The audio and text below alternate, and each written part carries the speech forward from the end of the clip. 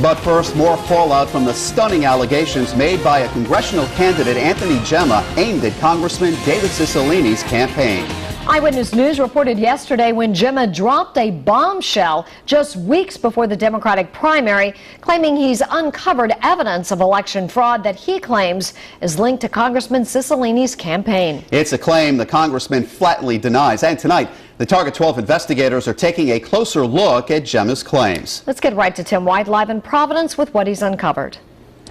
There are nearly 102,000 registered voters here in the city of Providence. On Wednesday, Anthony Gemma provided the names of 14 people that he says used questionable addresses when they registered to vote. So we decided to check some of them out.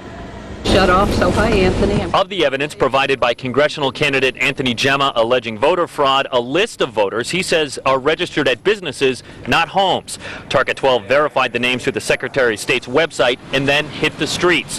Voter Mary Smith is registered here at this nonprofit on Broad Street. Carol Jones works with Smith. She says it's nothing devious, showing us that her coworker lives just steps from the business. So she uses this as her mailing address. So she wasn't trying to fake anyone out about where she lived and...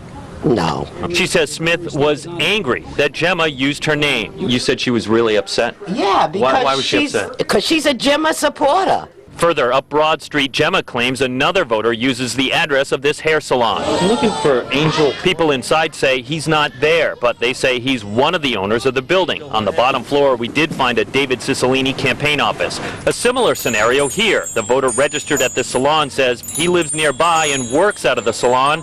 Ironically, a sign for Gemma sits out front. If they don't live in that building, they're not supposed to register that address, correct? That's correct. We spoke with the Administrator of Elections for Providence. She says there are several ways they monitor for multiple addresses and deceased voters. This stack of confirmation letters were bounced back because the voter doesn't live at that address supplied. We maintain our voter rolls. We're always cleaning up. It's an ongoing process daily.